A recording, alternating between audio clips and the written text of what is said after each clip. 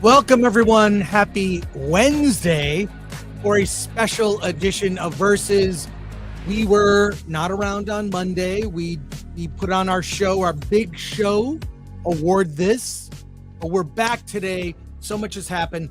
The Fantastic Four First Steps trailer dropped. We have Emilia Pérez news.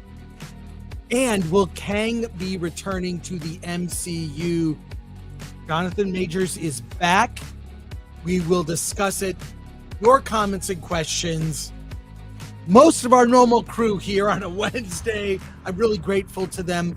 But some sad news to start off with. I am Allen-less today. There's no Allen. So all the Allen fans out there, sorry to tell you, he's on vacation. He deserves it. Let's get the show started. Let's get going. Let's get back in the swing of things. Let's go. Come on.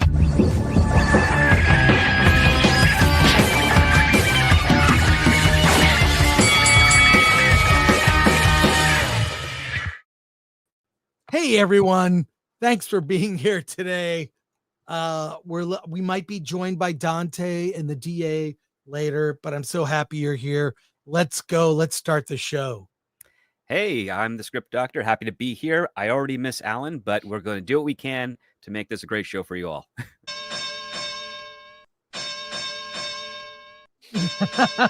Oh, wait, sorry about that. Rest in peace, Alan. I will try to make all the racist joke for him. Well, very good, very good. Oh, there you go. Hello, I'm Elaine here at Nerd Cookies on YouTube, where I talk about delicious sci-fi and fantasy news, theories, and lore.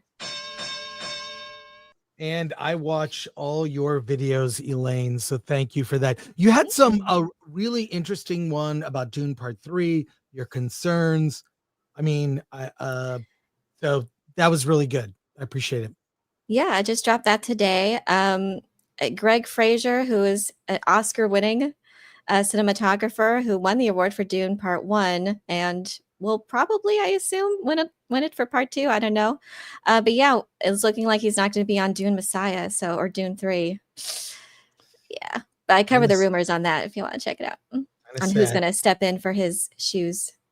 And joining us, returning champion, the Verbal Riot, Dante James. Dante, how's it going? It's going good, guys. Still recovering from Award This, so can't do it like I used to, man. I didn't have any drinks during the show, but we did have an open bar. We had, I don't know if you saw, we had the Atomic Lori came up with these drinks. It was the Ing Lemon Zing. I think that's what did me in was the Ing right. lemonade. It was a yellow vodka-based drink. Mine was the Gore pour, which is cranberry juice vodka, and then there was the Sip This, basically champagne.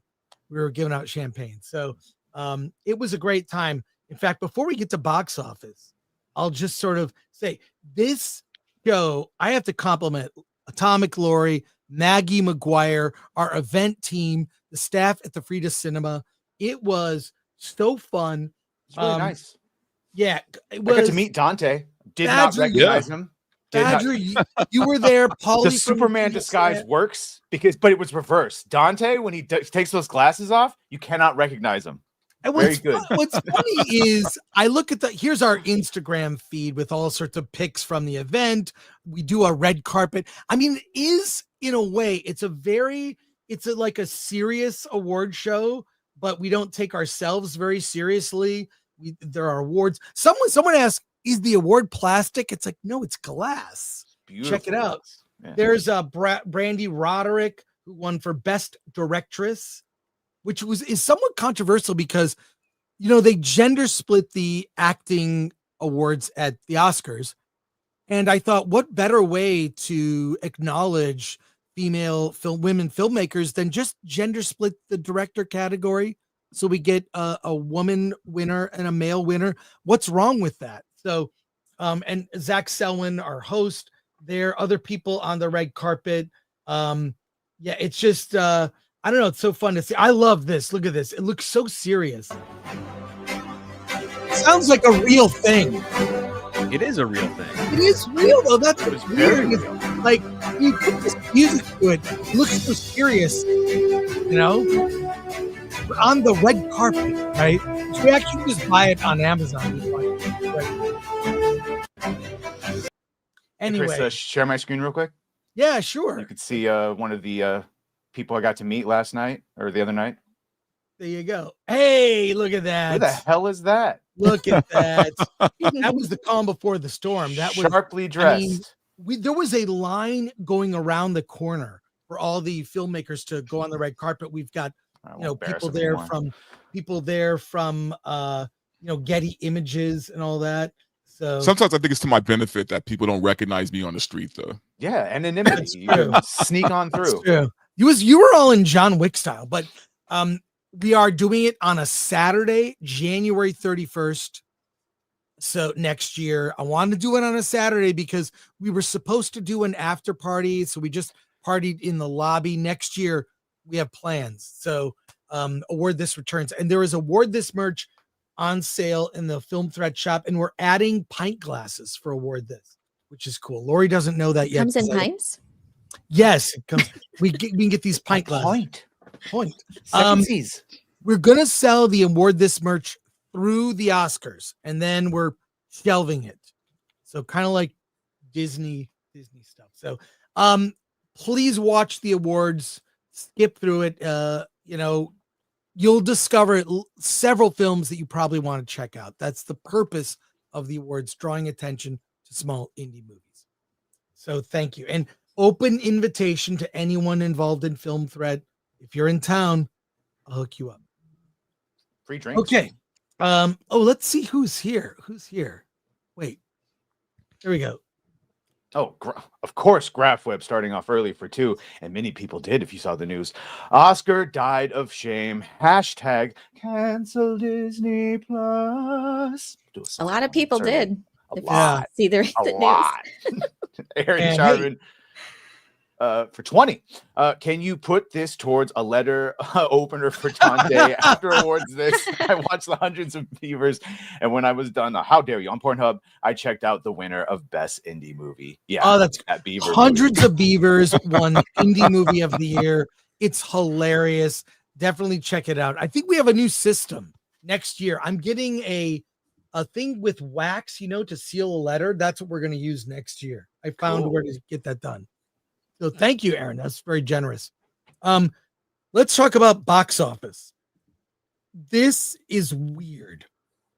Let me share a screen. Alan's not here.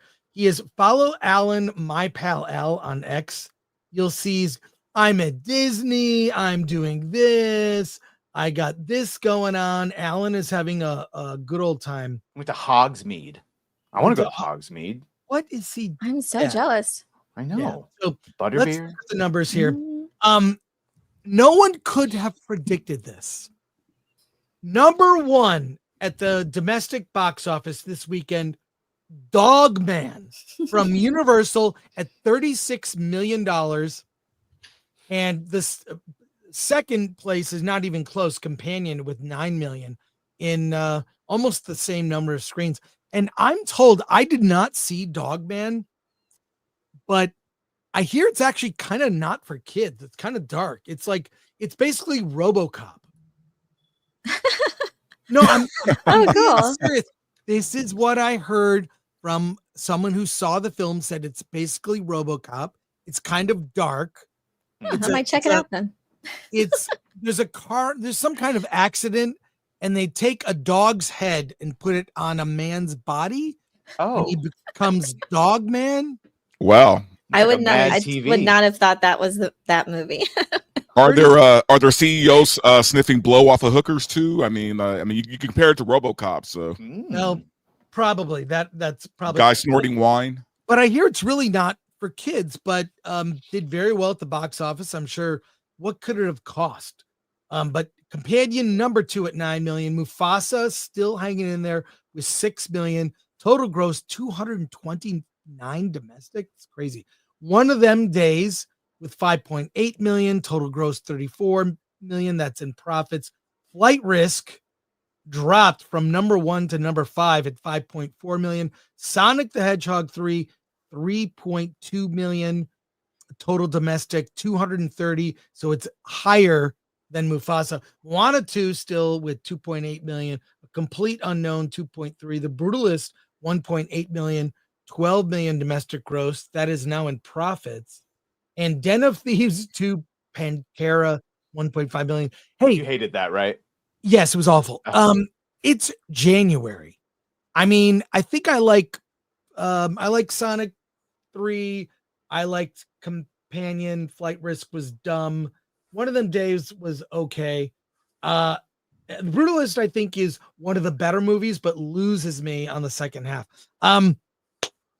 Yeah, this is the box office. It's January. Any comments on this? I'm surprised about Dogman, but it's sort of the least bad, I guess. Are we admitting that Mufasa made all that money over Sonic because they forced their way onto more screens than? And yes, well, they're basically tied right now. I mean, Sonic 3 has 1 million more than Mufasa, but I mean, it's a shocker to me. These numbers are shocking. So there you go. But yeah, the Brutalist, though, if you go into the Brutalist, this movie is not about architecture.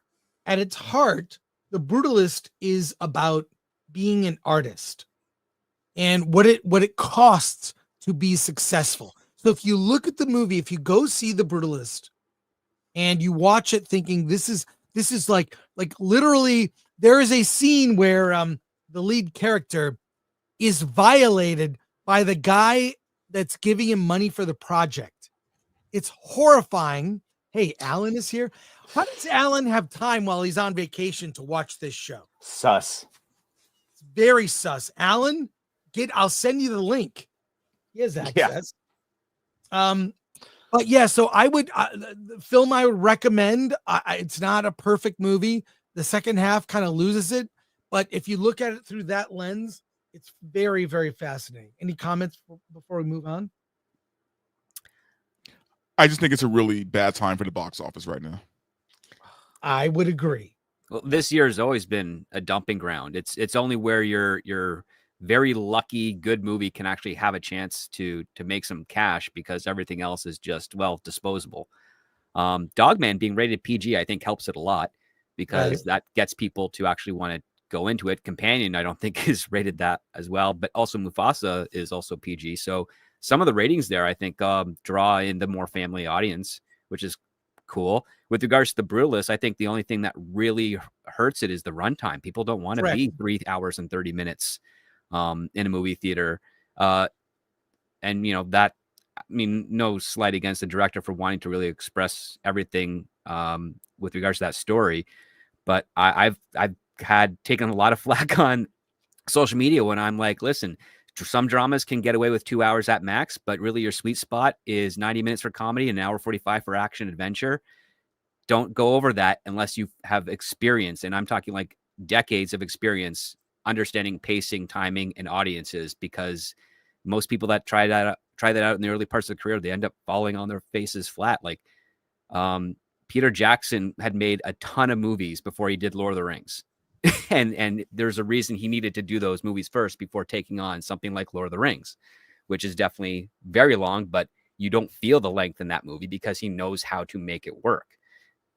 The only criticism I've seen with Brutalist is that you kind of feel that you're there for 3 hours and 30 minutes, if not longer. I mean, I'll say this. There is an intermission. So what happens, there's a perfect point to pause the film. An intermission comes up and there's a countdown clock. So you're like, hey, I can stretch my legs, take a bathroom break, refill my drink. So I actually compliment them for doing that. I think if you have long movies now, please include an intermission. It works. I love it. So I would like to see it again. I saw it once at a screening where we filmed the Q&A, where I filmed the Q&A. It's for members only. Check that out. But you need an intermission, and longer movies. If you're north of 2.5 hours, Oppenheimer had the perfect spot for an intermission. After, spoiler, the bomb goes off It's like a tight middle of the movie. The movie kind of changes tone after the bomb, and it kind of has like a pause. It's a perfect place for an intermission, but bring intermissions back. Make intermissions great again. So I agree. there you go. We're going to move on. We have a lot of Marvel news. We have a Fantastic Four trailer and potentially some very big Marvel news. So we are going to move on. So for now, let's go to comments, if you would, Badger.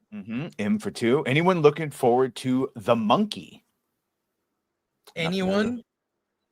That's a little monkey. I don't know what that is. It's like a scary movie. It's I saw a popcorn bucket that was like one of those old timey monkey toys. Yes, so I'm assuming there is a monkey popcorn bucket. There is Okay. a monkey popcorn bucket. I like the popcorn bucket. I love it. And by the way, I was out in the wild yesterday. I went and saw a new movie I'll talk about on Friday, a film called Hard Eyes. But as I was there, I was at a bar and this guy had this shirt. I said, "Can I take a photo of your shirt?" This was his shirt. He was wearing this in the wild. Make movies shorter. Yeah. Which I love. Nice hour and a half. Someone just Hour made 40. a shirt. Made a shirt. Continuing his supers, and we'll get to Fantastic Four. Matthew Hammond for 2, watching clairvoyant sci-fi movie Harrison Bergeron. Bergeron, yeah. Bergeron. Nice. Good movie. There's a number of variations of it. It's by Kurt Vonnegut, based off a short story. There's one actually with Sean Astin. I think is probably the highest budgeted one. It was done in like early mid 90s. Sean Astin. There we go. Samwise. Jeff Romadix for 5. That stage at the end of the trailer looks like the Ed Sullivan Show. Yeah, as cheesy as that is, it's totally what would happen if heroes emerged in the 60s. Yeah, if you look, there's you can compare. We'll look at stills and whatnot after we see the trailer, but you're right. I should save that for later in the conversation. But thank you, Jeffrey. Shake from just there. Thank you, Shake. Shake, just sending in Tang. Shake from the hunger. I don't know. Normally you don't see Shake. That. Thanks. He's a regular on a lot of the Cabal streams. Janotsky for 2. Not much 90s left to exploit. Yes, with remaking Buffy. You saw that, right? This will be their second attempt because there's Chloe Zhao as Yeah. the fucking showrunner and Sarah Michelle Gellar coming back as Buffy. Yeah, I kind of wish this wasn't happening. If it's Weren't not they Joss trying to Whedon- remake Buffy with like a diversity actress as the lead playing Buffy a while, and that got Yeah. quashed. So now we're doing this. Well, at the end of the season, spoiler if you didn't watch in the 90s, like all the women that ever had the potential to become a Slayer became a Slayer. So it's built in of just having all the diversity in the world. Spade 2187 for $4.99. Where can I see the films that won the Film Thread Awards? Well, there's 2 qualifications to be eligible. One, get your movie reviewed on Film Thread. So we have a review. The second thing is you must be available to see publicly. So for purchase on, VOD, streaming on Netflix, streaming on YouTube, available on Tubi, go to or use an app called Just Watch, and there are other apps too. Look up the title of the movie. There are all the movies that were at the nominees that were at Award This. You can see in some form, some free on Tubi, others you may have to buy on VOD, but every single movie is available either for purchase or on streaming. They're all available to see. Now, a lot of movies like filmmakers get reviews and they don't have distribution yet. They're not eligible until they get a distribution deal. We want to promote movies people can see, but they'll be eligible the following year. So thanks, Spade 2187. Yeah, and also Award This. You can find a list of all the ones, so you can go find them that won if he was asking Exactly. that version. Pilgrim Media for 2. Watched Kung Pao Enter the Fist. Funny movie. I love Kung Pao. So good. So good. All right. Pivoting. Let's go. Let me bring the Fantastic Four First Steps trailer is here. I'm sure you've all seen it by now, but let's watch it again to refresh our memory. We'll look at some stills and we'll discuss this film and how it fits into the MCU. Here we go. Welcome to the Baxter Building. We make a point to do family dinner every week. Sunday at 7 on the dot, no matter what. We're all here. Herbie, how's that sauce coming? Yeah, I'll be the judge of that. Okay. Okay, is this guy good or what? I want to add a couple cloves of garlic. Not because it's not delicious, I just want to add a little bit of zip, okay? T-5. Before we went up the first time, you couldn't turn invisible. Ben wasn't a rock. The best pilot in the world right here. Yeah. Best looking, he means. And Johnny never caught fire. Ben has always been a rock. Johnny is Johnny. Hi. And I am right here. Whatever life throws at us, we'll face it together.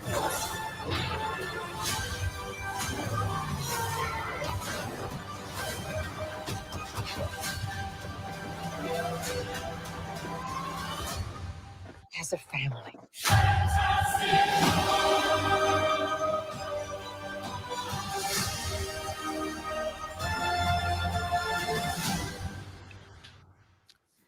Well, it's presented in Fantastivision. I don't know what that means. Let me hear your thoughts. What do you think, folks? What do we think? There's things about it I really like. You know what's funny? I think I like everything about it except for Pedro Pascal. Now that I think about it. That's what I say. Like, I think I like everything except Pedro. Like, everything looks pretty good, to be honest with you. But I don't see Pedro Pascal being Reed Richards, man. It's funny because it takes place like in this alternate 60s, and it's almost like if Ricky Ricardo was playing Reed Richards. You know what I mean? Like, I don't know. I don't get it. Like the mustache. Ricky had more charisma. Desi Arnaz probably would have been a better Reed Richards than Pedro Pascal. Yeah. So I don't buy him as Reed. I'm not saying he's not a good actor. I don't like Pedro as much as anyone else. I think he's overrated. I think he's overused for sure, but he's not a bad actor. My problem is that he's not Reed Richards. Okay. It doesn't help when your Pedro? opening line is someone who sounds doubtful, unsure of himself, nervous, timid. Like, those are not traits that you'd associate with a Reed Richards character. His wife will inspire him. Don't worry. She'll make sure to be the lead of that team. But I don't think she's going to be the Thing's a girl voice. boss. Dante, you don't have a problem with the Thing's voice who sounds like they forgot it should speak rough this clobbering time. Instead, he sounds like just a dude. I'm going to add a little bit of garlic. What are we doing? The actor was in The Bear. I hate the choice. I agree with you though, Pat. I think I'm used to the rough, growling, Ben Grimm, right? Like that's who we all know and love. We may still see that. They're trying to do something different. And it's not too different where it takes away from it, but I'm going to have to get used to the voice. I agree with that part. The voice is not Michael Chiklis bad, because that was obsessively over rough. I like the way he looks. Michael Chiklis in a hot fucking second. We were way too hard on that movie. I'd take it in a hot second over what we just got. I liked the Ben Grimm voice that was used in the Roger Corman Fantastic Four, and I also like how it was used in the cartoons. It just felt more, naturalistic as opposed to it. Whatever Michael Chiklis was doing, he sounded like he had throat cancer. So this one here, they went. I will softer. say that I'm like, okay. I'm actually really surprised. I have the same criticism. Yeah, I think Pedro is the weakest part, but I do like 3 out of 4. I liked Vanessa Kirby especially. And they Vanessa Kirby is perfect as Sue Storm.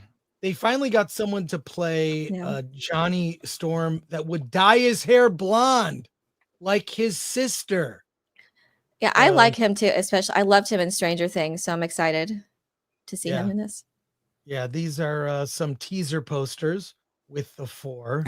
That's a clever one. Although it's one here, I don't know what could that be. I think there's still much that they're holding back, though. We didn't get to see Reed Richards use his powers. They showcased everyone else's powers, so we may still see the Thing be like maybe fighting. Maybe his voice will change. I don't know, or Reed Richards maybe. Reed and Vanessa, they look too old for this role. I'm sorry. I see some people in the chat saying it. She's fine. She's pretty. I wish she was like they're 10 years too old. And someone, I think it was Price or Reason, posted the picture. You might as well just got Ian Grofeld. He looks the same as Pedro, and he's a better actor and a better Fantastic. Oh yeah, I agree but my with thing that. with Vanessa Ian Kirby, Grofeld man, is like at least they finally got a Sue Storm that looks like a grown ass woman, man. You know, Correct, true. I don't want to see a Sue Storm that's 20 years old. Yeah. Yeah. Well, but also, I mean, look, I always saw the Reed Sue as a May-December relationship. He's a little older, which I have no 15 years, problem yeah. with. I mean, here are the different teams. Let's look at them.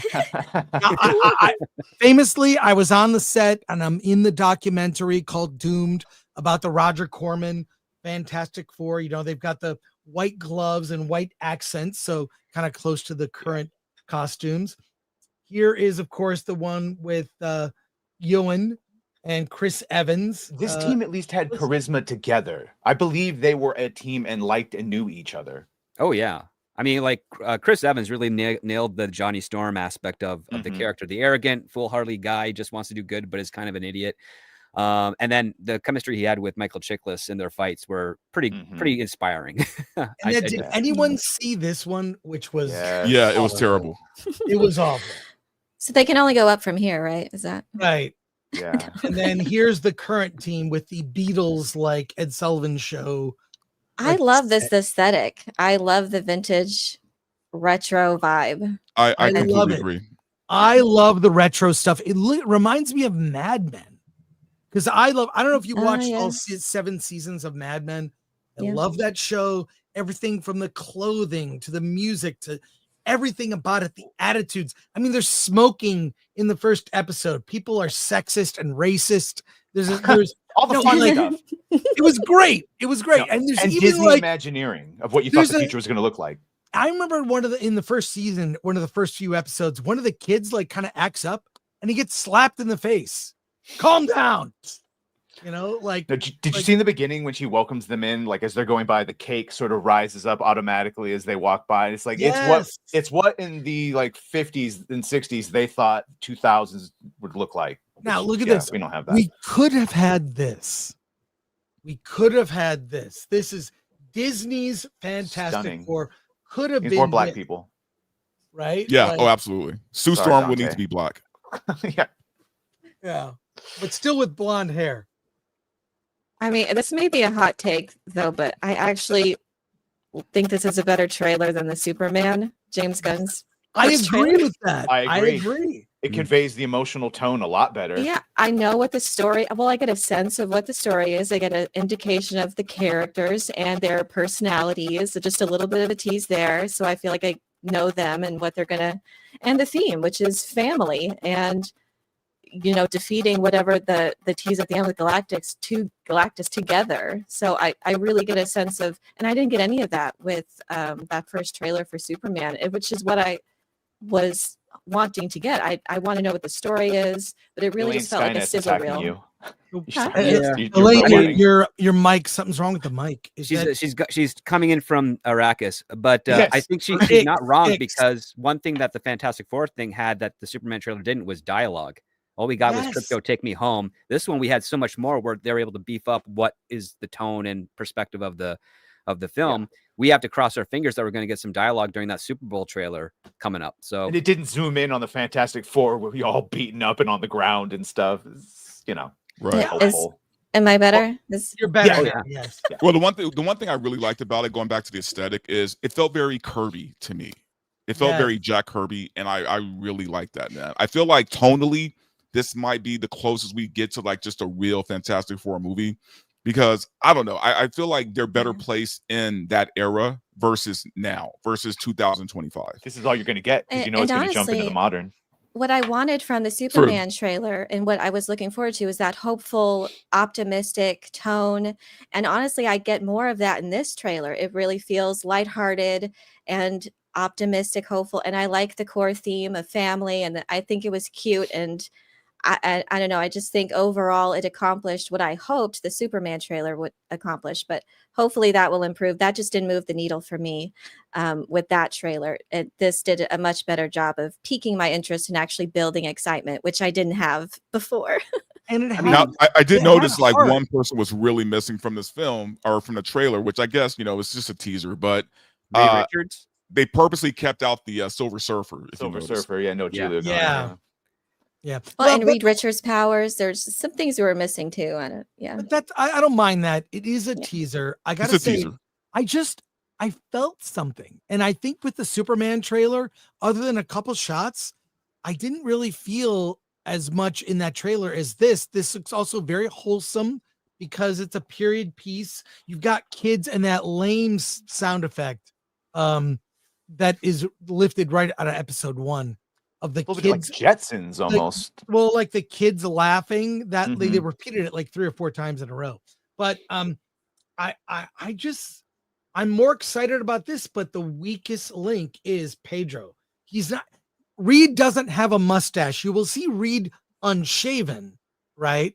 He Mhm. gets unshaven because he's so dedicated to work. But you don't see him. Never saw Reed Richards. Never had a mustache. I don't care if he has a beard and dreads.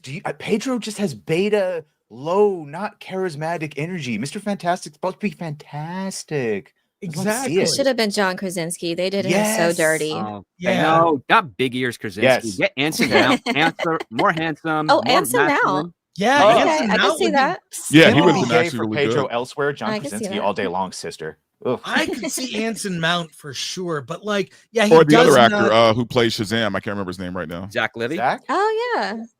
Yeah, Yeah. Levi. Right. Dr. That- Levi. He that's would the be great. weakest part of this for me too. But I do like the rest of the casting. It's just, but I he's feel the like main dude. It's I feel like they compromised when they cast Pedro.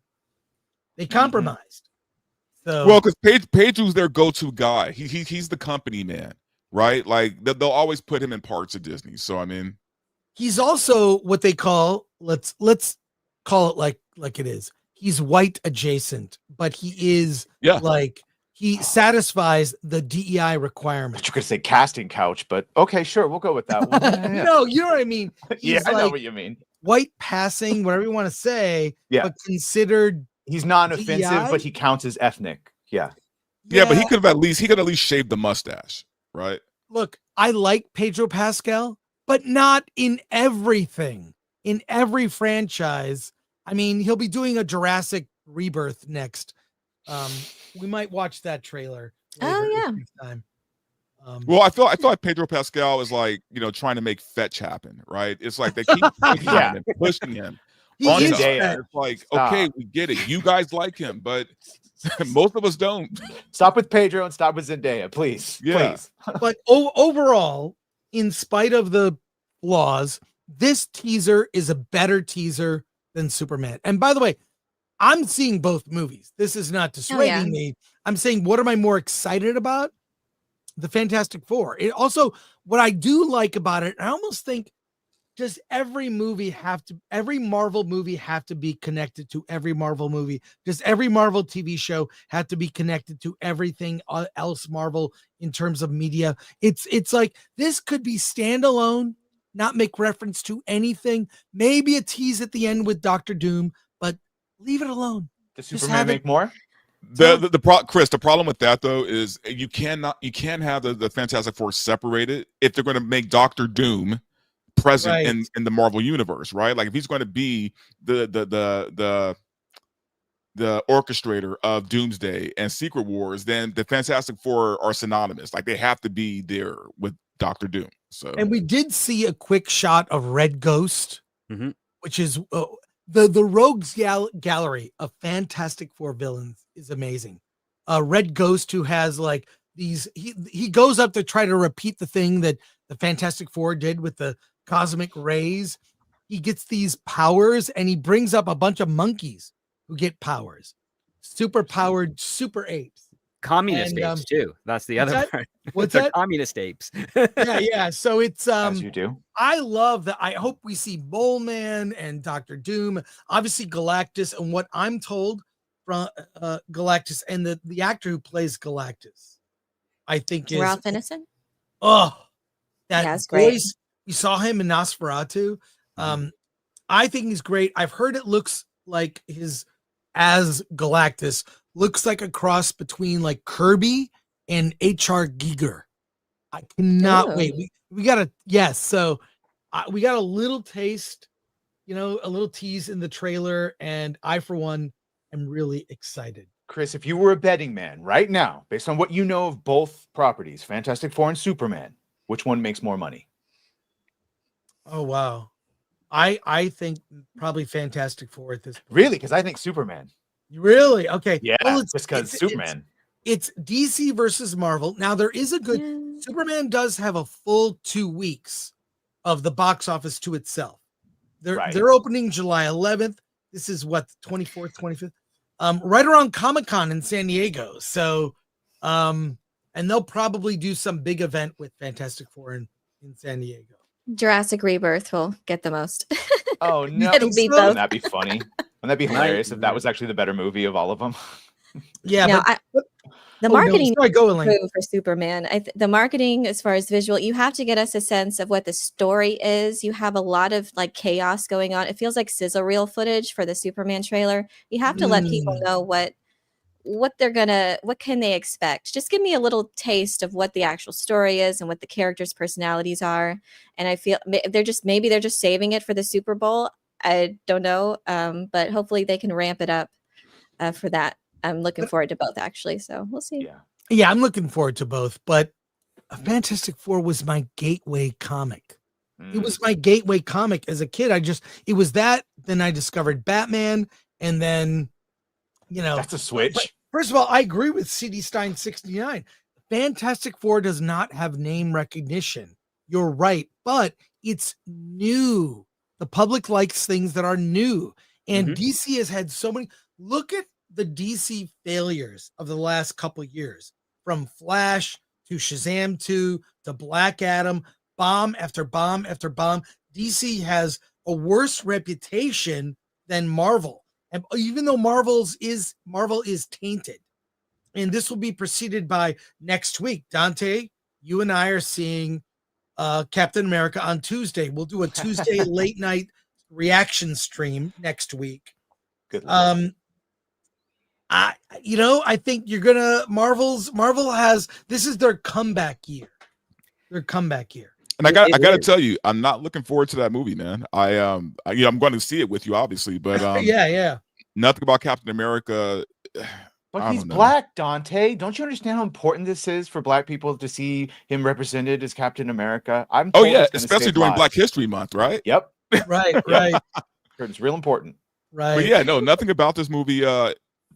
I don't know, encourages me to go watch it other than just, hanging out with people. This is going to be a failure. But at least I already know that going in. Well, Fantastic Four has a lot of potential, but we have to remember that Matt Shakman is mostly a TV director, and Marvel has not been doing great with TV directors getting feature films recently. And James Gunn has kind of really tested his limits as a feature film director and doesn't really have much really going against him, other than what Chris mentioned earlier, is that the last few DC films under the previous regime have not performed well. So this could be a tight race, and I'm excited for it. But I mean, one thing I do appreciate about the Fantastic Four trailer is that they really do give you that retro 60s potential of a better world vibe going. But I think it all comes down to, well, who's really going to be the lead in this cast? Is Pedro Pascal going to be the one carrying this film on his shoulders? If so, I think a lot of people are going to be turned off by that. And if it's a bait and switch where you have Sue Storm, who, don't get me wrong, she's the Invisible Woman, but she also has like force field powers, which makes her the most powerful member on that team, because she could just like crush you in a force field if she still wanted. But if they do that, and if they do it under their Marvel, brand, that could also taint the audience as well. So I'm hoping that we don't have either of those outcomes for this film. Galactus, well, I think the one thing that's going to help bucket. Superman is they need to stop with the marketing. They need to stop posting clips. They need to stop showing us things. I think every time they show us something from Superman, it's almost a deterrent to go watch it. It's not helping them. Who knows? I mean, the movie is probably going to be really good, but it seems like everything that they keep showing us gets worse and worse and worse. Well, let's go to your comments here, because we have a lot of them, and then I have some big breaking Marvel news. Let's go, Badger. Pilgrim Media for 2. We did that one. Watch Kung Pao. Okay, Bumbledore for 10. The Fantastic Four is off to a rocky start. I hope we don't get torched. How dare you? This may be getting into the reeds, but the box office could be in for stormy weather. Best I could do. Oh, Shout that's out great. Bumbledore. Thanks, Dumbledore. That was Well very, done. That was very clever. I like that. Magnum Norse for 10. Why are we expecting Disney movies to be good? Please explain. Shout out to Badger. Hi, Magnum. Shout out. Because I think Disney is lost as a company. I mean, Disney itself. I think Lucasfilm is lost, and the Star Wars brand is forever tainted, and I don't think can be fixed.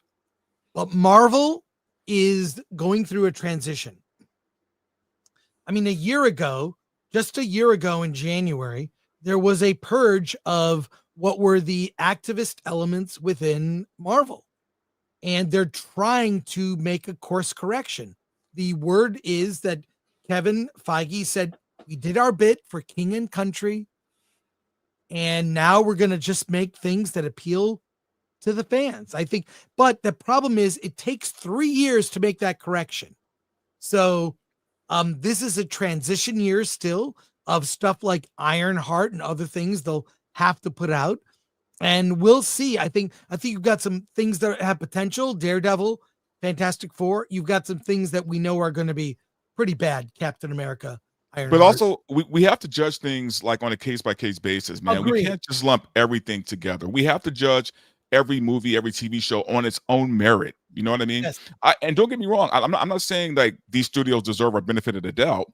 But at the same time, we also have to give them an opportunity to repent, right? We have to give them an opportunity, because the thing is, we want good movies, right? And we want to support good movies. And if they do something good, we want to support that so that they know to keep doing that, right? Right. We can't just cut them all off and say, oh, they're lost, right?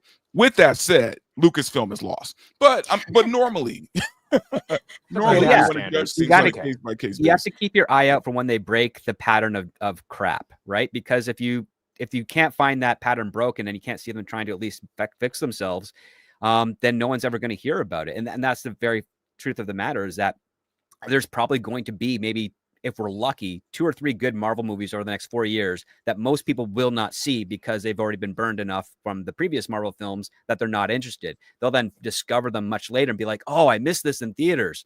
And then maybe hopefully, if all things go well, Marvel does get back on track. Hopefully they'll be able to, bring back that audience, but it's a big ask and it's not going to be easy. Hollywood is very slow moving with that. I mean, the only studio that's really ahead of the game, and not by much, is really Warner Brothers, and they're only ahead by 1 year compared to the rest of the studios. So we still got time to see some other schlocky, cringy stuff coming out for now. Cool. Yeah. Let's go through comments, and then we are going to pivot. All these movies. I have more Marvel news. All these franchises are just 3 good movies away from coming back. Star Wars 2. It's just the likelihood of some of those happening is very low. I don't think Marvel it will happen with Star Wars. Yeah, they won't. C Black for 199. F4 might win the July box office. I think that is a possibility. Get some bets going. Matthew Salido for 10. Alternative 60s, is that a fair place to take these characters for the new iteration? It's an alternate world that's a retro 60s timeline, and at the end they'll be in the main MCU. I love that concept. C Black for 199. Jack Kirby would be proud of this film. They really stuck, especially with The Thing. Mm-hmm. They stuck to the accuracy of, he's got the eyebrows, he's got the blue eyes. It's like, I just don't like the voice. Mm-hmm. He should be, because he's changed physically, he should sound different. Yeah. Naveen for 200 rubies. I thought the teaser was good. It didn't hype me as the Daredevil trailer did, but considering it's just a first look teaser, it did a much better job than the Superman trailer in getting me excited IMO. Yeah. I'm with you, Agreed. Naveen. Thank you. Yeah. Raylo Normie, member for 4 months. I think Pedro was in character at last year's SDC. We're going to get a shy cuck simp read. Also, Pedro with the Dave. He was doing the white guy. We have family dinner every Tuesday night. Yeah, I detected that as well. Magnum Norse for 2. Is that all we got on this movie? Fook off movie. Matthew Hammond for 2. Would Zachary Levi as Reed Richards have worked? I think so. Yes. Yeah. Could have Yeah. worked. Yes. Could have worked. I can see that. Skiz Spivak Esquire for $13.99. For me, Ben's voice, very problematic and no go for Pedro. Nope. Yeah. I agree. The voice does not work. Yeah. And he followed that up with 10 Film Threat memberships. Shout out to you, Skiz. Thank you, Skiz. Some Norwegian guy for 25 Norwegian krona. Zachary Levi would have been perfect as Mr. Fantastic. Yes. Agreed. C. Black for 199. Will they hide Dr. Doom until the end of the movie? Of course they will. Like the Yes. end credit Of- scene? 100%. Yeah. Probably. Bush Well, and considering they're Reed dealing with for 2. Galactus, yeah, Doom's probably not going to show up to the very end. Yeah. And you'll see Shala Ball for like the last part of the movie and then never again. Bush and Ryukat for 2. I nominate Angry Badger to play Mole Man next Fantastic Four film. Well, how dare you? And I accept. Thank you. Naveen for another 100. Reed is supposed to be the smartest person in the Marvel universe. This is the big one. Pedro does not come off as smart on screen. Imagine him and Robert Downey Jr.'s Doom in the scene. Yeah, that power dynamics. Yeah. Chris J 827 for 2. Superman teaser is the 5th highest viewed for Warner Brothers. Well, it's people are curious. Also, what is Gunn gonna do with the DC cinematic universe? So I think there's a lot of curiosity. John Manalang, Pedro Pascal'd out. Damn, remember for 30 months. Shout out, bro. And I like him. He's overexposed. He's in too many things. I don't need him in everything. He's I mean, at least he's a little different, but he's inconsistent. He is sometimes good, and sometimes he just sleepwalks his way in it. And they publicly, they tried out a lot of people before settling on Pedro Pascal. So that tells you something.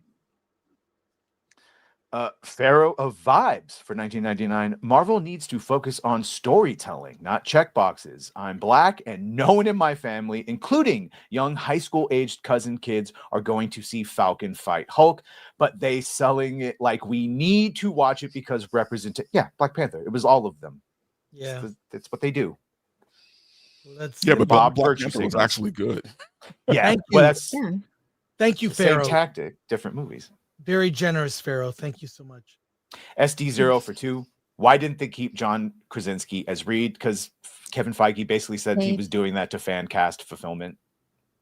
Yeah. I thought it was to snipe at the fans. It felt very spiteful.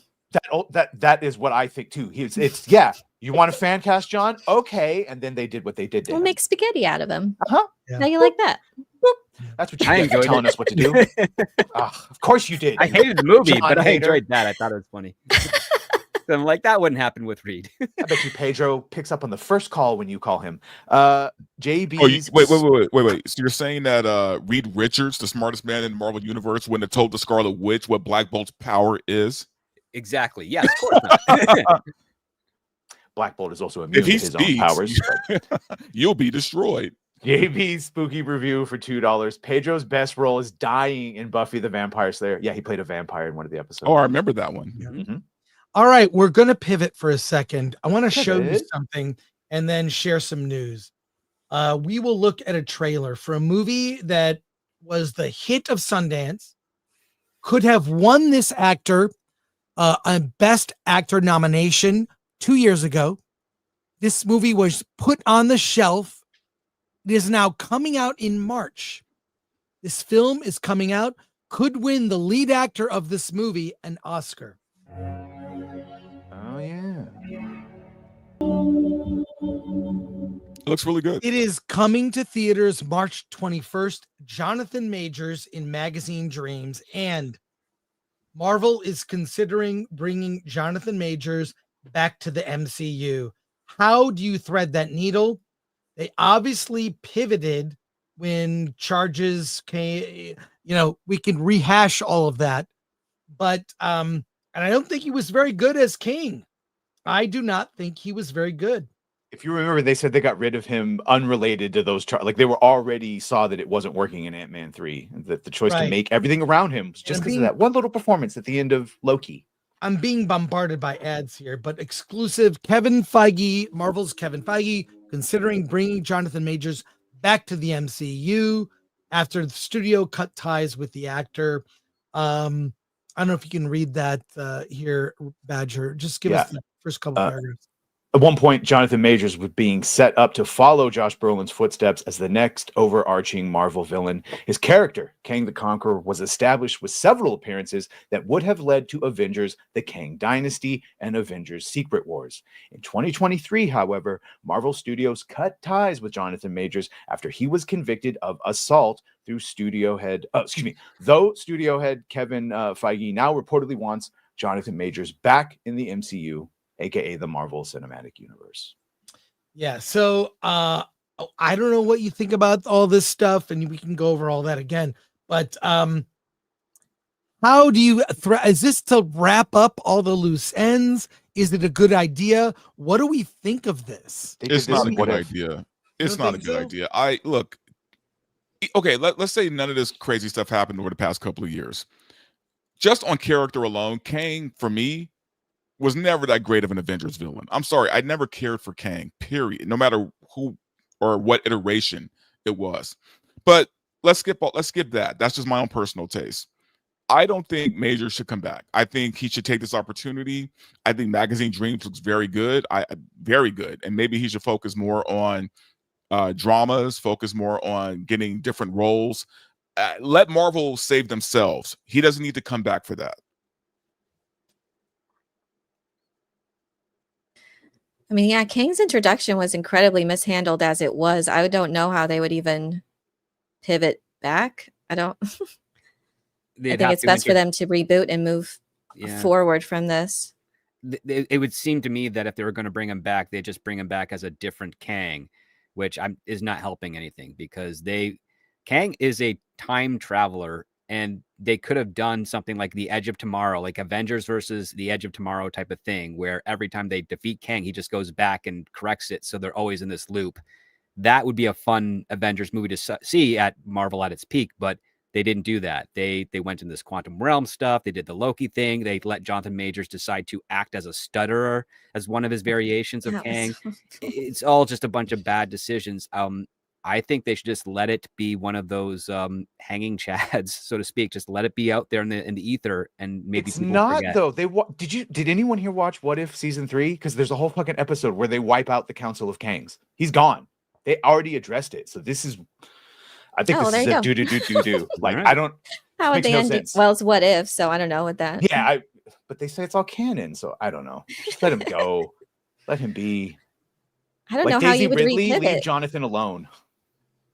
They seem to have their plan already moving forward with what they've announced in the futures. I don't know how they would reintegrate him, and what they did have him in was not good. And if even anyone was watching Loki season 2, it was not good. His performance but that's what they wanted. They wanted that performance, but it was bad. Theatrical. This looks good. Magazine Dreams, that he's turning in a good performance. They wanted that weird take for him. They completely mishandled his introduction, so I don't think there's a way to recover from that anyways. That had Joker vibes, by the way, of a spiraling man going out, especially with a smile at the end. Was a little it's a guy obsessed with bodybuilding that comes unhinged. Everyone out of Sundance they were like Oscar nomination, Oscar nom. The Oscar campaign was planned. They were doing it, and then the rug got pulled under. The movie was shelved. He got canceled from Marvel, but these charges were look, anything like that these days, it's a he said, she said. I think probably he did some bad things. Are they as bad as maybe we've heard? I don't know, but if they're considering bringing him back. And this movie is coming out in March. We will review Magazine Dreams on this channel. We're going to, and the trailer, by all accounts, that's a new trailer with the new release date in March. Will that resurrect him? I don't know. And as you were saying, Elaine, I agree with you. The character was mishandled.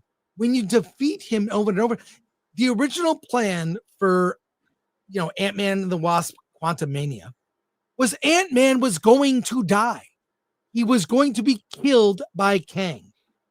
And if they had built this character up that he never loses, that as you were saying, script, like he just keeps coming back and wins, he would have been a real threat. Yeah. That's what makes like the that's what makes Infinity War so great, because every Marvel movie, what happens at the end, they defeat the villain. That gets boring. Infinity War, they lost. That made it so exciting, and they mishandled this character. Thought they could repeat what they did with the Infinity Saga and the Multiverse Saga. I don't know how you wrap this up with Kang and Doom and this and that. Kang Dynasty, that's canceled. Although I'm hearing rumors that the Thunderbolts, right?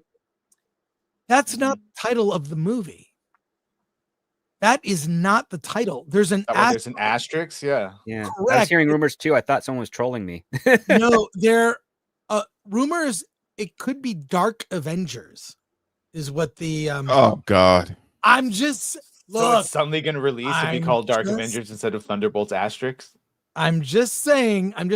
Anyways, If I were Majors, like, here's the thing. What you got to, and look, when anyone gets canceled in Hollywood, you got to do the apology tour, right? So right. I think the smart move for him would be, do another indie film, and then after that, do a supporting role in another movie, right? And then after that, that's when you kind of start putting your star power back into play. I mean, he has to do the dance, unfortunately, because he was canceled by a lot of people. And, even though I don't know if he's innocent, but he was definitely found not guilty, he kind of has to work his way back up. I don't think jumping right into Disney is going to help him at all. No. However, Hollywood does love a good comeback story, especially for talent. Like Robert Downey Jr. is the big phoenix of the 21st century. Yeah, and he could easily be nominated for an Oscar next year for this movie, for Magazine Dreams.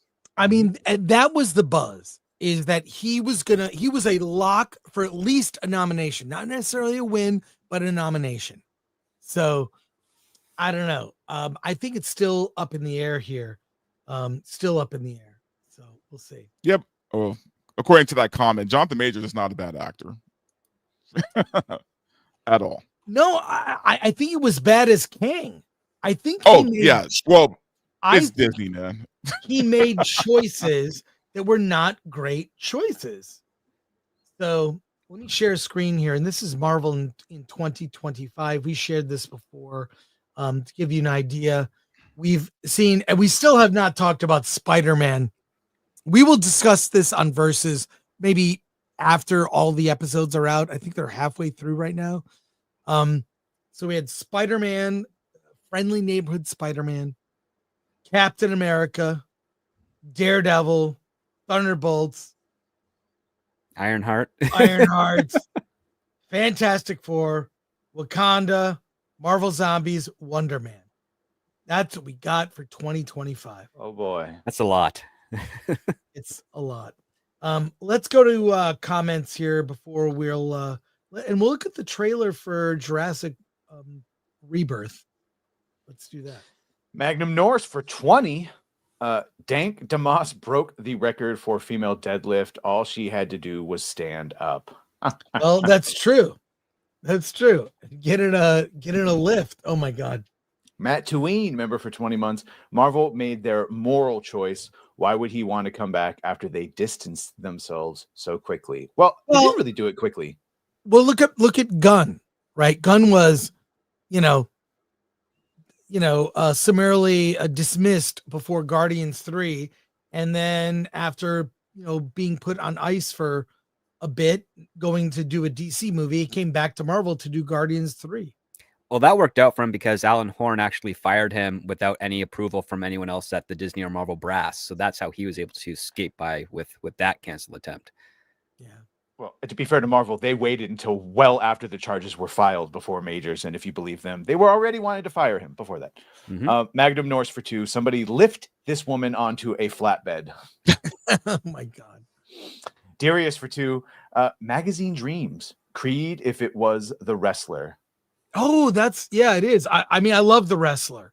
That movie is phenomenal. But I mean, I think he's a good actor, but maybe with certain, I mean, as Kang, choices made him not threatening.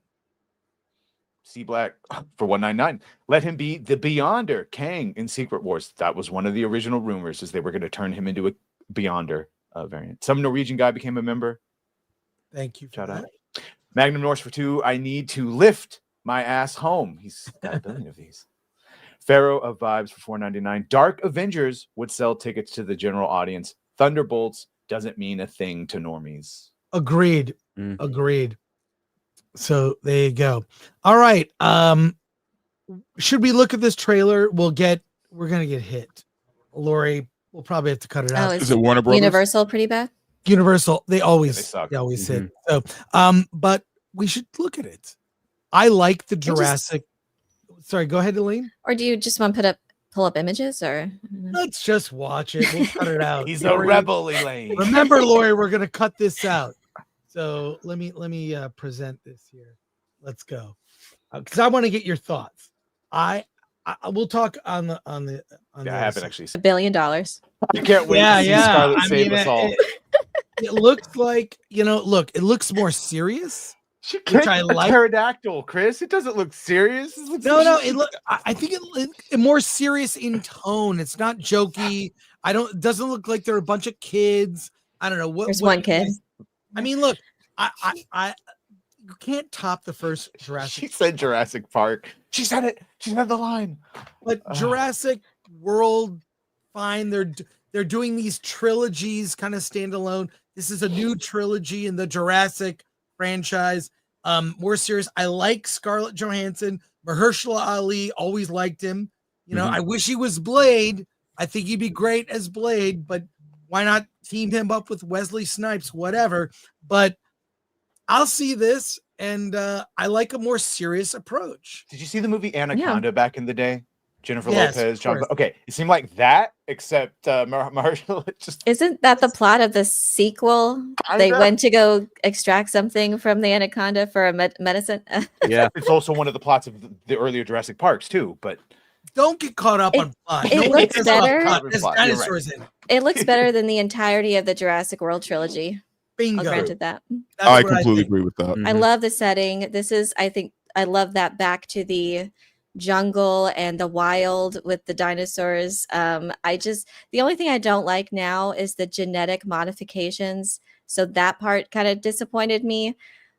Why would they have? There's something more deadly than raptors and T-Rexes. They said it was, these are the dinosaurs too dangerous for the other part. This is like shut your brain off and enjoy the ride popcorn movie, which these movies always do so well. So I think it's going to be at least better than the world movies. I totally agree. It looks like it's less, the Bryce Dallas Howard, Chris Pratt dynamic. I'll take this. And there's plenty of people that look like you can kill off in this. It looks like they reversed it. So there's the nerdy white guy that would normally be the hot nerd chick, but it's a guy. And then the buff is Scarlett is going to be the one with the gun and saving everyone. It's fine. It's fine. Look, it's not Roboraptors and Mecha-Rex. No. Roger Borg, thank you for your comment. It's not that. It's not dumb or human dinosaur hybrids. So look, I mean, what do we got? Everything's a franchise now. So there's that one that I heard insider information, I guess, or a leak, that one dinosaur is a cross between a xenomorph and a rancor and the T-Rex or something. So that was that one. That tail was a little monster looking. Xenomorphy. No, I think it was later though. That was like steeped in red smoke or whatever. I think that's maybe they're talking about. Yeah. Well, oh no. Rest in peace, Chris. He's going to Hogsmeade to join. Alan got him. Yeah. Hope he likes butterbeer. What were you saying, Elaine? Xenomorphs? You know what? I love the original. The original's a masterpiece. And I hope that they'll lean into what made that a masterpiece as far as tension and building up the moment before the dinosaurs appear. I want to hear them before I see them. And that's something that I think these movies started to lose, that these huge dinosaurs were just on screen and they were already attacking and eating people, but you should hear them before you see them. And I feel like just building up the tension, building the fear is becoming a lost art, and something that this franchise in particular kind of lost after, I guess, the Lost World. I don't know. I guess the third one, the pterodactyls in Jurassic Park 3 was the best part of that. Yes. Yeah. Yes. So Bring back tension and fear. Yeah. What do we think then? I think it's going to make a lot of money. I think so too. You can't deny. Yeah. It's going to be both Fantastic Four and Superman. I will say this: if this movie has something like that whole Professor Grant kind of accepting kids like subplot that gets into the heartstrings of people outside of the normal dinosaurs saving your life type of stuff, then yeah, this will go the distance, and it'll be a nice callback to, you know, what made this franchise so viable in the first place. That it was more than just a dinosaur park. Yeah, I didn't care for any of the Chris Pratt Jurassic Park movies, Jurassic World movies. I mean, they were fine for what they were, I guess. This actually was kind of interesting though. Like this, I would actually go to a theater and watch. So, you know, and it's not just because Scarlett Johansson is hot. It actually looks like a decent film. You know what? It actually looks kind of scary. Where the other films, you know, Jurassic World wasn't scary. It was almost like a Disney version of Jurassic Park, where this feels kind of like more like back to the roots. Yeah. Yeah, it's back to, and plus the fact that in every shot, all the humans look like they're sweating in like 100-degree heat. They're all, you know, glistening and, you know, sweating. I love the location. Yep. That's a prestigious job on the set. You know that, Chris. The spray guy with the bottle that sprays everything. Oh, the down. mister? Yeah, the mister. Mister. So, all right, let's go to your a job I'd comments love here. to have, by the way. Yeah, for Scarlett Joe. Yeah, sure. Yes. Matt and Ween for 5. You could tell ScarJo's character knows what she's doing because she's wearing sunglasses and acting cocky. Correct. Exactly. But you know what's really weird? She doesn't come off girl bossy to me in that trailer. Like, no. Just because I like her. It's because I think it's because we all like her. But she's not giving like, hey, I know everything. It's just like, hey, I'm here to do a job. Yeah. You know? Yeah. Eric Hinson, member for 24 months. At least it takes place on an island. Yes. Yes. Member. Shinotsky for 2. Dino Crisis did this better. Black Ops versus Dinos. Yes. Elaine, Oh, sorry. I just had a thought. I do like that they were trying to connect it more to the original movies. They had the callback with the first image you see with the T-Rex skeleton and the banner behind it. And the fact that this is the island where they did the experiments before they took them to the main park site. So I like that they're leaning into that. You like it because some might call that key jangling. I'm not saying that, but some might call that key jangling. Well, I just would like them to forget the Jurassic World thing, because I never liked that concept of dinosaurs being in human civilization. It was supposed to be separate, and because that was the whole theme of it, that this is humans and dinosaurs don't gel together. Yeah, I get you. I'm sorry, can you go back to that last one? I didn't read it. James Heineken for 5. JW, Rebirth is trying to extract bone marrow from a corpse they have been sucking dry for decades. It's a formula that works. Jurassic World, like steak and eggs. Pharaoh vibes. Now I want steak and eggs. Thank you, Chris. Pharaoh of vibes for $4.99. I like the concept of dinos too dangerous for the park were left there. ScarJo as the armed security guard is unintentionally funny.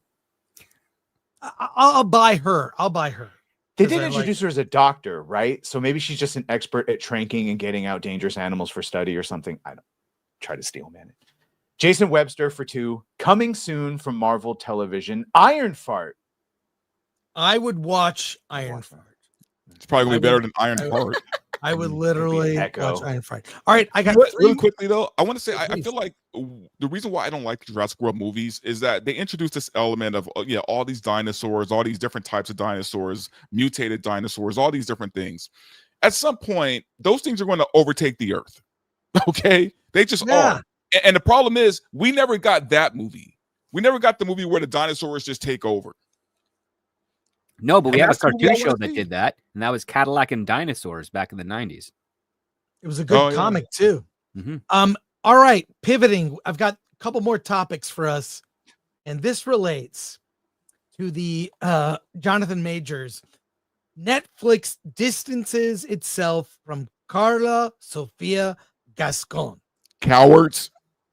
This Cowards. They cut her off the teat. Cut him off at the teat. I'm just That's saying. how dare you, bigot? I'm Castrated just him. saying. I'm just saying. Let's Cut his balls right off. Yeah. So basically, I mean, I'm going to the CCA this weekend. Handsome fella. At the Critics' Choice Awards. I will be there, televised on E. I'll wave. Should be a great time. Karla, Sofía, Gascón will not be at the CCA and other events. Netflix has cut the actress off, is not paying for any travel or the all the celebrities that go to these events. They get a makeup artist and they get all, so they're paying for nothing. If you'd read this story, Badger, if you will. Sure. Netflix, of course, distances itself from Karla, Sofía, Gascón as controversy forces Emilia Pérez Oscar campaign changes. And I'll give you one thing before you read this. Mhm. There is one way for Karla to redeem themselves, and that is to not accept the nomination. Oh no, Alan. Hey, how's it going? Hey, look, by the way, I'm actually at Disney. I you don't see, care. I'm at We're the- trying to do a thing. Oh no. I don't care. All right. God. He Good- loves good. Emilia Perez. We know what's happening. By the way, Alan, I'm Oh, trying no. to do the show and a news story. If you want to do this, let me know in advance. I'll put it in the planning sheet. He's coming back in. Record a video. I'll show it at the end of the show, which is what you were supposed to do when I was at Sundance. Hey, thanks a lot. Oh no. All right. Okay, starting Hi. over. Yeah. Starting over. We're in the middle of. Here, let's start this over. I'm I trying got to do a news bit. Trying to do a news bit for a clip that we can share, but Alan thought it'd be funny to interrupt. Not okay. Netflix distances itself from Karla, Sofía, Gascón as controversy forces Emilia Perez Oscar campaign changes. Here you go, Badger, if you would. Yeah. Netflix is distancing itself from Emilia Perez star and in an effort to salvage the film's Oscar prospects. So the Spanish actress tries to diffuse the blowback for her past social media posts in which she shared offensive views that were seen as Islamophobic and racist. She's doing it on her own without the guidance of the streamer giant or her PR team. Gascón, who made history as the first openly transgender performer to be nominated for Best Actress at the Academy Awards, was expected to travel from her home in Spain to Los Angeles for the critical second phase of the Oscars campaign. Her planned itinerary included major entertainment industry events such as the AFI Awards luncheon on Thursday, the Critics' Choice Awards on Friday, the Directors Guild of America Awards, and the Producers Guild of America Awards on Saturday, and the Santa Barbara International Film Festival on Sunday. However, Gascón is no longer expected to attend any of them. Her absence has further complicated the campaign efforts for Netflix and the film's awards teams. Adding to the tension, Gascón and her co-star Zoe Saldana share the same public relations firm, the lead company. Sources telling Variety that Netflix and the PR agency have stopped talking directly with Gascón and are only communicating through her United Talents, UTA, her United Talent Agency representative, Jeremy Barber. Sources also said that the streamer is no longer covering expenses for her travel to the various award shows or even styling for any appearances at these events. Now, I will be at the Critics' Choice Awards on Friday. I'm bringing I will be there with a lovely date, by the way. Just so you know. Yeah, And, I had read this earlier. If she wants to, she can still go. Can still go, but they have to pay for themselves to go to all. And it is super expensive, obviously, as you know. The only way Karla can redeem themselves is to basically not accept this nomination. Say, look, I'm sorry for my past tweets. I see how they are offensive. I am now saying whoever was next in line for the nomination could have been Nicole Kidman, could have been Angelina Jolie, can take that spot. And if Netflix wants to redeem themselves, they would pull Emilia Perez completely out of the Oscar race. The problem with that though is Netflix wants that Oscar. Netflix wants that Oscar way too bad, man. Let me finish. It's unprecedented. It's never been done.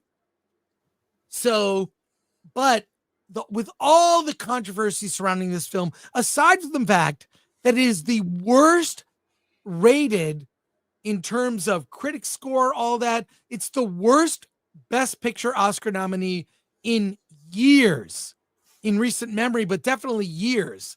So this film is just, obviously people are voting for it for virtue signaling, and it's even changed the awards.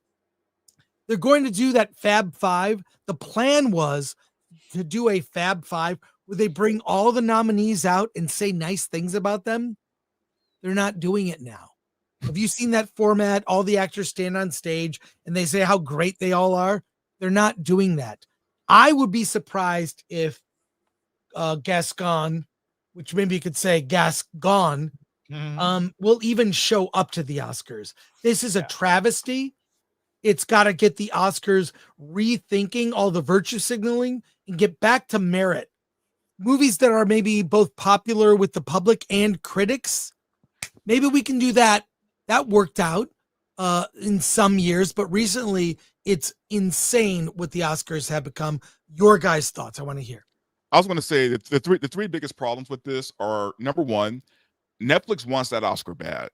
They want it bad. They're not going to pull this movie. They're going to distance themselves. They're going to say, oh well, you know, we can't control what people say outside of the film. They're going to make up all kinds of excuses, blah blah blah.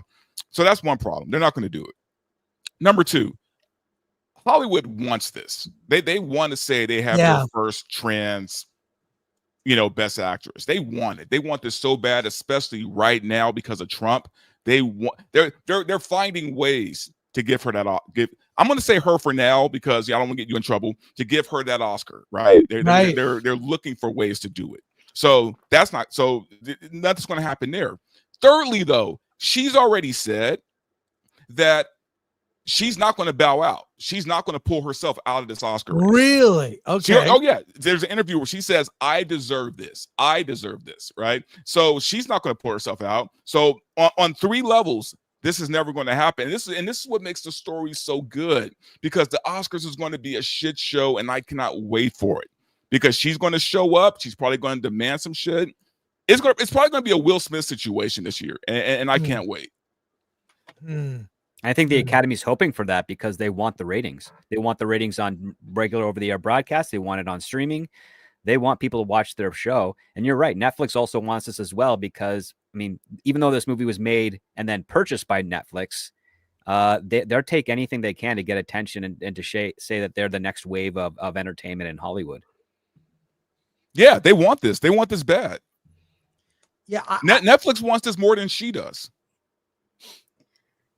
Also, Jesus, delete your tweets, for fuck's sake. If you're in the industry right now, delete all your tweets. God damn if it. you're going to mount a campaign, maybe vet the actress, that might have been smart.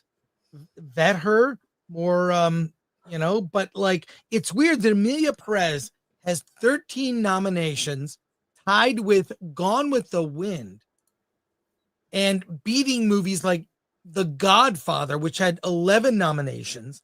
And then the movie, so Emilia Perez has the most nominations with 13.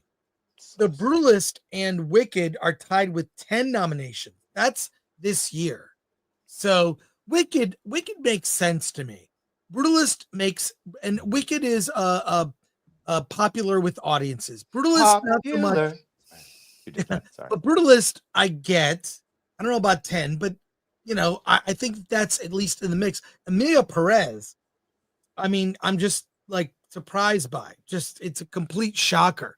Now the question I have though is, and I don't know if anyone has the answer for this, did she make these comments before transition or after? I don't know. I actually don't know. Because that might make a difference too, to them. I think of all of the tweets, she's got one very specific one talking about the merits of World War II. I'm going to guess that that's the one that really pissed them off. And I don't think transitioning changes that. Yeah, that was probably the one. Yeah. That's probably what's got him. But yeah, it's very awkward all around. And one of my favorite, I watch a lot of YouTube. Okay, folks, I watch a lot of YouTube. I'm all over the map. Okay. Deep Focus Lens. If you ever watch her, it's a YouTube channel. Woman who's an artist and she reviews films. She likes movies that are I would call art films. I've always enjoyed her commentary. She despised Emilia Pérez, which was really satisfying. So the fact that someone I think could find something about the movie to appreciate, did not like it, tells me a lot. So there you go. All right, final thoughts on this topic. It's a friend of the channel, Latino Slant Polly, saying it's 2019 to present. So they're pretty recent comments. Yeah. I think this has just been eye-opening for me because like Variety's coverage of this whole debacle has been very eye-opening to me about like what goes on behind the scenes as far as Oscar campaigning and award season. And it seems that a lot of money goes into these campaigns for like these special screenings and lavish parties where they pay tens of millions of dollars to get for these events, specifically to promote the film and to get nominations and awards. And Variety's coverage seemed most of their issue didn't seem to be about the tweets themselves, but that Netflix didn't make sure to scrub them first before they started their campaign. So I wish that all of these awards were just on the content of the films themselves. And now this just makes it even more clear that this is all just bias. And I don't know, I can't really trust any nominations or awards. Well, they've always had that kind of up in the air, but I mean, even more so, this kind of cuts against awards like this, that we can't really be sure if this is who's getting nominated is really deserving, if it's just based solely on their performance or the content. It's probably been that way for a long time. I just think the Academy deserves this. They deserve this. They put themselves in this situation. They need a complete redo or rebuild or something. The Academy needs to just be honestly dismantled. This is all of their fault. They wanted this so bad. They wanted to say they had their first trans actress when best or their first trans actress best actress, right? This year. They deserve all of these things that are happening to them, right? And you're right. Maybe they're allowing it to happen now because they want the ratings, but they deserve to fail on every level, man. And honestly, you know, people they're probably not going to watch the awards anyway. And the ones that do watch it are probably watching for this reason. But I don't know. I just think the Academy they've kind of sealed their fate with this. I think this might be the last straw for the Academy. Well, we'll see if there is a pivot. If Doom Part 2 doesn't win Best Picture, then this is all a sham. But you know it's not. You know they're going to try to give it to Emilia Pérez. For one, I hope it wins. It'll take down the Oscars. Will be forever tainted. Yeah. On the opposite side, though, it'd be hysterical if Emilia Pérez got 13 nominations and not a single win. That also, it is going to be. Oh, we're doing our big Oscar watch party. Nerdrotic is going to be on. Also, shout out and prayers, good thoughts to Gary at Nerdrotic. My friend had a death in the family. I'm not going to bother him. He's dealing with a lot right now, but just hope to see him back and hope he's doing well in spite of all of that. Let's pivot now to this. Hollywood's new formula. 25% fewer TV shows. This is going to be the new normal. Hollywood may have found its new normal, 25% fewer TV shows. Let's look at this, Badger, if you would read. Hollywood's production slowdown may be the new normal. Many entertainment insiders started started 2024 hopeful that production levels would recover following the twin labor strikes of 2023 and the broad industry correction in 2022, which I remember Gary talking about force majeure. He was very happy that everyone was able to cancel the things they probably shouldn't have greenlit to begin with. Now, the first full year since the strikes has ended. So where is the industry? New data from the UK-based industry tracker Ampere Analysis shows first-run scripted TV series orders in 2024 were down about 25% from 2022, when 3,108 shows were ordered industry-wide at the height of peak TV. Ampere said the decline was roughly consistent across geographic regions and company types.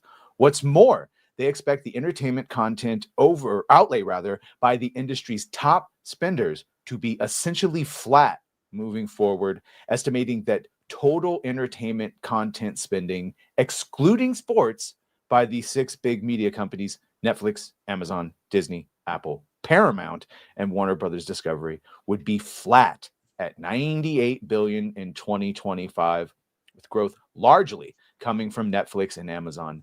Netflix, for one, revealed that it would increase its content bill to $18 billion in 2025, up from $17 billion last year. What happened to survive till 2025, Chris?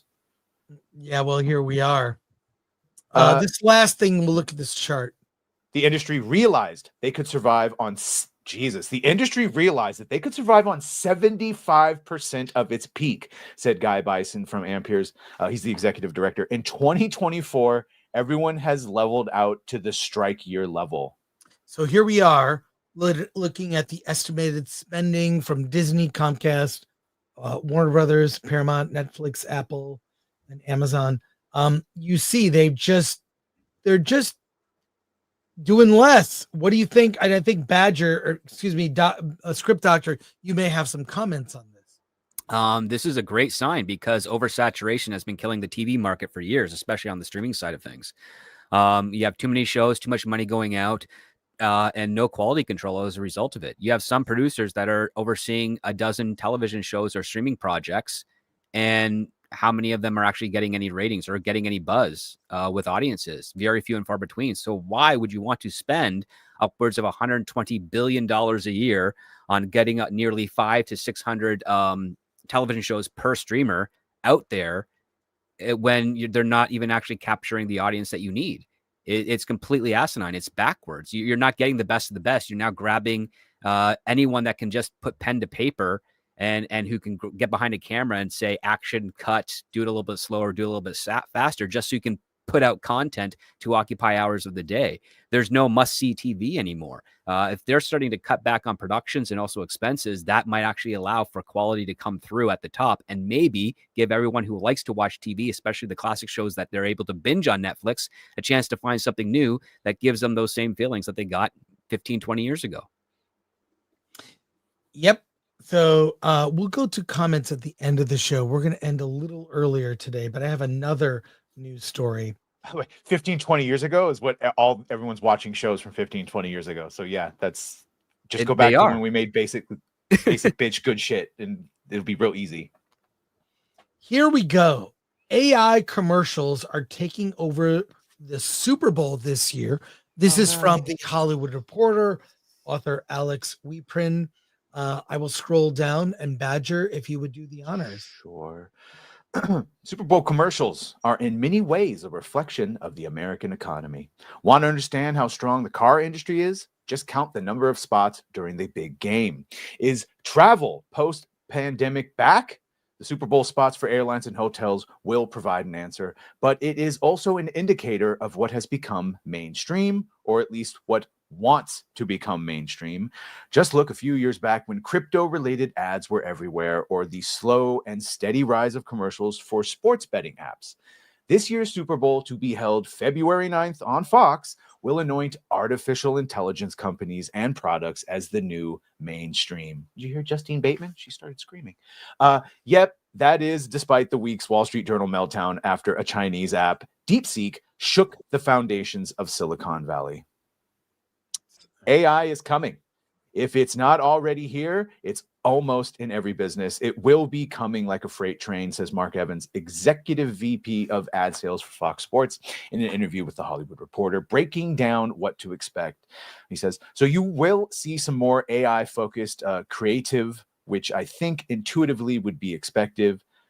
Evans says that both the massive companies investing in AI and some AI-focused companies will be represented during the game. Though he declined to get into specific brands, one can imagine Super Bowl veterans like Microsoft or Google featuring AI in commercials would be AI startups like OpenAI, Perplexity, and Anthropic, whatever, Pony Up. Anthropic. Yeah, seems possible. And to be certain, they would need to pony up a hefty amount. Sources say that Fox has, in some cases, secured fees of more than $8 million for a 30-second spot, which would be a new Super Bowl record. Fox is believed to have more than 10 advertisers that agreed to the rate, helped along by a waiting list of brands that wanted to buy in last year but were unable to. So they have a wait list of people spending $8 million for 30 seconds. Thanks. Phrasing. When some brands dropped out, like State Farm, which canceled its spot after the devastating LA fires, there was a list of others ready to take their place and pay up to do so. So what else can Super Bowl viewers expect outside of AI? A lot that's old is new again, Evans says. You'll see a ton of beverages. You'll see a ton of tech. You'll see a ton of salty snacks and financials. Pharmaceutical ads will also be a bit more prevalent in years, or prevalent, I've heard it both ways, in years past, perhaps getting ahead of any potential action from RFK Jr. Jeez. But just as the rise of AI will be obvious in the ads, the challenges facing the entertainment business will also be reflected. The only category, quite frankly, that is down year over year is, and we lump these two together, movie studios and streamers. See? Evans says whether that's still the fallout from the writer strike and just how much the industry has changed post-COVID is probably playing into part of that. And it's not like they're not represented. They just won't be represented as much as they have been historically. The eye-popping fee, $8 million for 30 seconds, and the cash being invested by marketers underscores just how important live sports have become for media companies as consumer habits shift towards an on-demand world for entertainment. All right, what do we think about this? I don't know. It doesn't surprise me. And we have started to see some ads. There was a Nike ad totally made with AI. There was a Coke ad totally made with AI. They are dipping their toe, and the big losers are the ad agencies. Ad agencies that command huge fees to make these commercials. They are the ones that are going to lose out. And any predictions for the, first of all, I have no dog in the fight. My Detroit Lions did not make it past one playoff game. I'm very sad. I watch the Super Bowl religiously every year. I like to watch the commercials. I like nachos and chicken wings. So it's an event. But yeah, I also hate the legal drug ads. What are your thoughts on this? I mean, at the end of the day, it's neither here nor there. I think that this has been coming for a long time, right? And honestly, it doesn't even bug me at this point. It's a commercial. We knew that they were doing it anyway, so I don't know how big of a deal it is, other than the fact that it is going to put a lot of people out of work. I know I was in marketing for 20 years, and that industry is dead. The marketing industry is completely dead because of this, because of AI. AI just shut it down. And so commercials might be the last bastion of where maybe they were trying to stop AI. But in every other form of marketing and advertisement, they've been using AI for the past 2 years. So this isn't even a big surprise. Yeah. Look, I also watch the Super Bowl for the commercials when I don't care about the teams, which is often. I watch it for the commercials, and it's an event. It's something that's it's the biggest ratings of the year for an event, in spite of and there's also always some kind of woke commercials. I think those have gone by the wayside. Woke commercials are kind of done. People are sick of that stuff. That's gone away for the most part. So, but the AI commercials, not surprising. But also, you have to look at it like this, man. You know, I forgot what the rate is for how much they charge to show an ad on during the Super Bowl. I think it's like $1 million or something crazy like that. No, it's 8 million. 8 million. 8 million was the 8 highest. million for 30 seconds. Right, Yeah, 8 million to average show like an ad, 5 right? million. So the less you're paying for your commercial, you're kind of saving money, right? Because if your commercial is all done by AI, you're not really paying anybody except for one dude, one dude with a computer, and you're saving money. Now, So, I don't really bet. I don't bet on sports, but maybe we can bet on commercials. I'm going to bet right now, and hold me to it. Who wants to take this bet? We will not see one commercial with a white couple, a white straight couple, or white family. I can't take that bet. Not one. There'll be can't take that zero commercials with two white people. That's not going to happen. In love. Yeah. Anyone tell Maybe no next one? year. No one's taking that action. Well, you said love. I'd bet there'd be two white people, but you said love specifically. So. Actually, no. There will be a white couple, but they have to be gay. It'd be two white guys. Two women or two white guys. White couples. So 2020 or whatever the hell. Yeah. Yeah. All right. I know they're doing isn't there one Super Bowl commercial with Meg Ryan and Billy Crystal doing a When Harry Met Sally reunion? Well, then I guess I just lost. That's crazy. Huh? But that's nostalgia. So there That'll you be go. the only one. Be the only one. Take the bet. Anyways, I will watch the Super Bowl. Yeah, and it's so much hotter now that she's like 60, right? Faking an orgasm at a restaurant. It's a mayonnaise commercial. They're in the diner, boy. so yeah, they're in the diner scene. That's that might be the most inventive commercial you'll get at the Super Bowl that isn't generated by AI, because you don't get true. marketing tactics like that in a long time. I mean, to Dante's point, marketers have actually pushed themselves out of their own business before AI even got here. They weren't clever, they weren't inventive, they didn't have fun with the product or try to get you excited about it. They did the bare bones, and if they couldn't figure out how to do it, then you wouldn't get a product out. And that's horrible strategy for marketing, but that's what it's been like since I started here in 2006. Yeah. Yeah, I love those kinds of commercials where they do what was it? Richard Dean Anderson did a MacGyver commercial. That was like a while ago, but I love those. Yeah, like gone Those are are the fun. day of like the Budweiser frogs, right? And I love the Budweiser frog. and all of those are gone. I do like the commercials though. I do, and yeah, that's usually hit and miss for me when it. But I can't remember the last Super Bowl. If there's I any like commercials. the What's Up guys. I look just Shane Gillis is doing Bud Light now, and I've seen one ad with him and Post Malone that looks pretty funny. I don't know if that's the Super Bowl. Yeah. As he should. one last topic because we have time. The WGA sent out a letter to its members, which was leaked to me, about the Trump administration.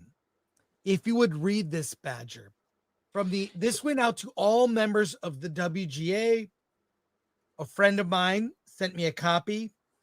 Please read this, and what are your thoughts, Badger? If you would. My uncle, who I saw today and congratulated me on my success, and then said, "And I'm sorry that man you like is president because he's fucking up everything." TDS is going strong, everyone. Dear members, we are reaching out during a time of uncertainty and instability for many in the U.S. The new Trump administration has taken or threatened actions that undermine hard-fought labor and civil rights, safeguards protected by the civil service and the independence of federal regulatory agencies are under attack. Many of us are anxious and afraid for ourselves, our families, our communities, and our democracy. Despite these challenges, your board of directors remains steadfast in our commitment to the Guild's mission, protecting the economic and creative rights and well-being of our members. To that end, we will use our voice and institutional power wherever we can make There's a second page. Let me get to that here. Sorry about that, Patrick. They're very upset over here. They're very terrified. We will continue to defend free speech, labor, and civil rights, and to oppose the power of big tech and media conglomerates that they didn't do the last election. We will mobilize with our allies in the labor movement and civil society to defend labor laws and institutions. And they have a link to sign up with Solidarity Committee. Oh my God, the Solidarity Committee to take part in direct actions to defend labor and civil rights. We will engage with local, state, and federal elected officials to urge them to defend the programs and institutions that safeguard our rights. We will reach out to the studios to reinforce our commitment to protecting the rights of all of our members and our support for programs that expand opportunities for historically underrepresented groups in our industry.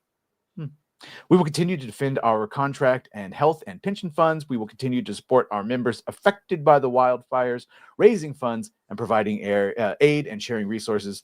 And finally, we will keep providing programs and opportunities for members to come together, build community, and support one another. We challenge ourselves to rise to the occasion and ask you to join us in the fight as we live, organize, and write through these troubling times. This is a direct reaction to the Trump administration DEI, getting rid of DEI, basically stating that there are only two genders, all the things that the administration has done. The WGA is now responding to it. They never mention these programs or, executive actions by name, but executive orders by name. What are your thoughts in particular, Script? I'm interested in what you think about this letter. Well, half of the stuff they listed on their point is not the responsibility of the WGA at all. So exactly. And so right. Meredith Stein, go F yourself. Yeah. Because you don't know she's the head or president of WGA West. Yeah, like it's posturing and it's stupid and it's not the resources that the WGA is responsible to do. The only thing they're supposed to do is make sure that their writers and the representation of their writers get paid what they negotiated. That's it. Sure, they'll have training programs for teaching people how to become better showrunners. Maybe they'll have writing contests to try and find new talent. But that is the limitations of what that union is for. And the fact that they're expanding or at least pointing out these things with regards to politics, it's not their responsibility. And it shouldn't even be brought up. It has nothing to do with Hollywood. Everything so far, Trump has not done anything. His government has not done anything to impede production or anything in the entertainment industry at this time. Most likely, the worst thing that could happen is Doge finds out a bunch of money being funneled from one part to various nefarious people within Hollywood or other aspects of the legacy media. If anything, right, Script, he's trying to reinvigorate it with his ambassadors and what they can do and tax credits in certain spots. Oh my God. Like the amount of money that he could find that's been misappropriated and then it goes back to where it should be could actually galvanize not just the entertainment industry, but thousands of other industries throughout the United States. I just think it's not the WGA's responsibility to be political or to pick a side.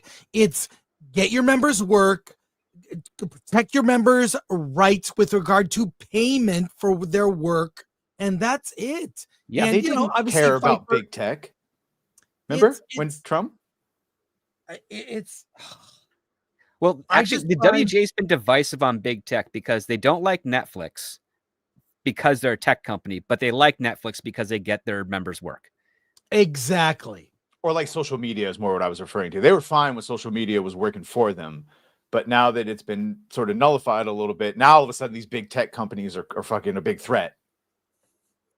Well, we'll see. I think WGA continues to make the wrong choices when it comes to all this stuff. Oh, yeah. On the politics side of things, they're very foolish. And what's crazy is that the WGA is kind of divided right now. There's the statistics people inside there. All they care about is just getting the work and making sure that, if a person gets a show, they're able to make that show as successful as possible within the confines of what their agreement is. And then you've got Meredith Steinem, who's like, I want to maintain being president of the WGA. So I'm going to say all these stupid talking points that we as a union should be doing in order to obfuscate this horrible person that's in the White House right now. It's complete stupid and waste of everything. And if I was in LA right now, I'd definitely be at the WGA HQ and be like, yeah, I'm going to start rallying my fellow writers to basically protest you for doing this because you're wasting our dues. All right, we're going to leave it there for today. But I want to say thanks to our mod, Lord Thoth. Thanks to Atomic Lori, who did a great job at Award This weekend. I want to not thank Alan Ng. Well, thank him for Award This, but for interrupting the show. Alan, just let me know next time you want to come on the show while you're on vacation. And I want to thank our audience for all your supers. What do you guys got coming up? Because actually, by the way, we're ending a little bit early because Dante and I are going to a movie. We're going to see Love Hurts with Kihei Kwan. Ooh, trailer looked good for that. So I'm going to see you in about an hour, Dante. So yeah. What do you got coming up, Badger? You have a stream. Yeah, what's going on, everybody? Badgercast coming up. Lori can put the link in the chat. Badgercast, yay, 30 minutes. Ooh, big king, full screen. Ooh. You can find me at Nerd Cookies here on YouTube for more delicious coverage of sci-fi, fantasy, news, theories, and lore. Just dropped a couple of videos on the channel covering updates on the Project Hail Mary and Dune Messiah film adaptations, so check those out. You can also follow me on Twitter at Nerd Cookies for funny memes and other updates. And are you going to play Dune Awakening when it comes out? I think so. I'm trying to figure out like the setup for my streaming situation, like how that will work, but you have to play the game. I will watch you stream that Howski Naz will rise again. There we go. In my guild. Hey, you can find me on X at Script Doctor PhD. You can also find me on YouTube at youtube.com/thescriptdoctor, where this Saturday at 7 p.m. Eastern, I'll be reviewing the screenplay Clean Break, which is a romantic thriller about a woman who's a pool shark who might end up having to kill her biggest competition if she can just not fall in love with him at the same time. There you go. All right, yeah. Verbal Riot, you guys can catch me Friday morning on the Film Threat Morning Show with our very own Chris Gore. That's right. You can catch me Saturday nights on Yellow Flash's show. Sundays, you can catch me on George the Giant Slayer. Jesus, man, I'm like everywhere. And and probably back here Monday for Film Threat Versus. That's right. And you can also catch Dante and I at the Cheesecake Factory at AMC The Grove for happy hour before we see Love Hurts. So, and we're back Friday. Dante is guest hosting. Hopefully he will not, we will not be interrupted by Alan, who was at Disneyland. He's having the time of his life. He's having a great time. Oh, what can I do? I can just interrupt the show while we're trying to do a serious segment. Chugging butter beers and rubbing it in our faces. Oh my God. $20 for a shot to put in his butter. Thank you very much. Friday, Film Threat live cast reviews of lots of movies. Monday versus, lots going on. Thank you so much, everybody. Have a great rest of your Wednesday. So, and let's get out of here.